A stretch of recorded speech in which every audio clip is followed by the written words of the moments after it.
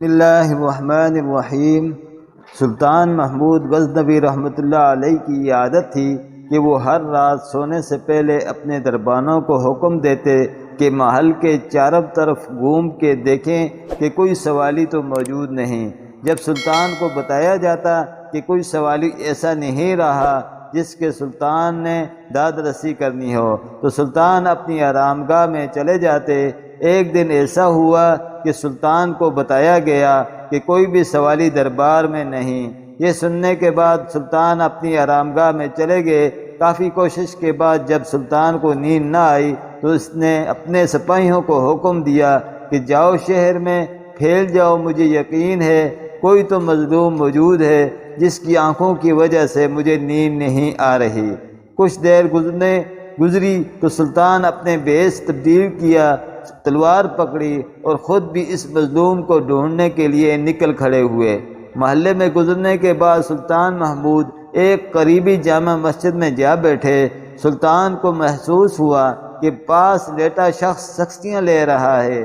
سلطان اس کے قریب ہو گئے اور وہ مدھم آواز میں بول رہا تھا، کیا ہوا سلطان محمود کے غزنوی کے محل کے دروازہ بند ہو گیا تو خدا کا در تو ہر وقت اپنی مخلوق کے لیے کھلا ہے۔ سلطان نے اس بندے کو اٹھایا اور کہنے لگے، اے اللہ کے نیک بندے، میرے بارے میں میرے رب کائنات سے شکایت کیوں کر رہا ہے؟ میری تو ساری رات تمہاری تلاش کرتے بے چینی سے گزر گئی ہے۔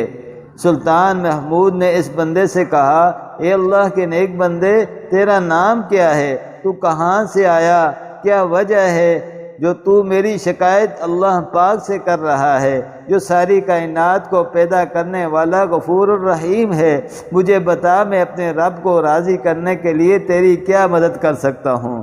سلطان محمود غزنوی رحمۃ اللہ علیہ کی یہ باتیں سن کر وہ شخص زور و قطار رونے لگا اور کہنے لگا، اے حضور، آپ کی شاہی خاندان کے ایک آدمی نے میرا دل دکھایا ہے۔ مجھے اس کا نام نہیں معلوم، لیکن وہ ہر دوسری رات میرے گھر آتا ہے، میری بیوی اور میری بیٹی سے ساری رات زنا کرتا ہے اور مجھے قتل کرنے کی دھمکی دے کر چلا جاتا ہے۔ یہ سنتے ہی سلطان کے پاؤں تلے سے زمین نکل گئی۔ سلطان سوچ میں پڑ گئے کہ شاہی خاندان اور میرے وزیروں میں اتنی ہمت نہیں کہ وہ ایسا کام کریں، کیونکہ وہ جانتے ہیں کہ میں انہیں قتل کر دوں گا، یہ ضرور میرے بیٹوں میں سے کوئی ہوگا۔ سلطان کے پاؤں پکڑتے ہوئے وہ شخص بولا، اگر اس دنیا میں آپ نے اس شخص کو قتل نہ کیا تو روز محشر میرا ہاتھ ہوگا اور آپ کا گریباں ہوگا۔ یہ بات سن کر محمود غزنوی رحمۃ اللہ علیہ غصے میں آئے اور دریافت کیا، وہ بدبخت شخص اب بھی تمہارے گھر میں موجود ہے؟ فریاد کرنے والے شخص نے جواب دیا، حضور والا، اب تو رات گزر چکی ہے، مجھے لگتا ہے وہ ایک دن چھوڑ کر دوبارہ آئے گا۔ سلطان محمود غزنوی نے اس فریاد کرنے والے کو بڑے تحمل سے کہا، اب تم جاؤ، جب وہ پھر آپ کے گھر آئے تو مجھے بتانا۔ وہ شخص ابھی جانے کے لیے تیاری کر رہا تھا کہ محمود غزنوی نے اپنے خادموں کو حکم دیا، اس شخص کو اچھی طریقے سے پہچان لو، یہ شخص جب بھی آئے، میں جس حال میں بھی ہوں، تم لوگوں نے اس شخص کو فوراً میرے پاس بھیجنا ہے۔ اتنا کہہ کر سلطان اپنے خادموں کے ساتھ محل میں داخل ہو گیا۔ وہ شخص اپنے گھر کی طرف چل پڑا۔ ایک دن گزرنے کے بعد وہی شخص پھر سلطان محمود غزنوی رحمۃ اللہ علیہ کے محل میں آیا۔ سپاہیوں نے اس شخص کو سلطان کے پاس بھیج دیا۔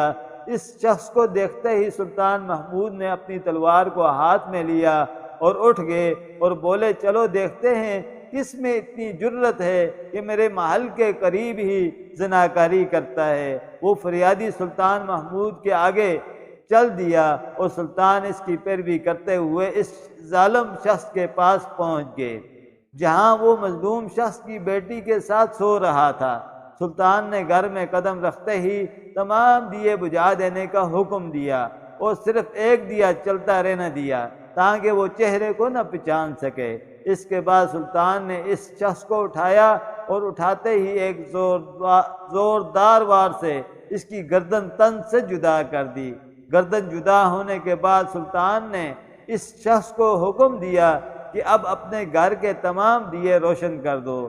روشنی ہونے کے بعد سلطان نے بارگاہ الہی میں 2 رکعت نفل شکرانہ ادا کیے اور اس شخص سے دریافت کیا، اے اللہ کے بندے، گھر میں کچھ کھانے کے لیے موجود ہے؟ اس نے جواب دیتے ہوئے کہا، حضور، غریب کے گھر میں آپ کی خدمت میں پیش کرنے کے لیے کوئی خاص چیز موجود نہیں۔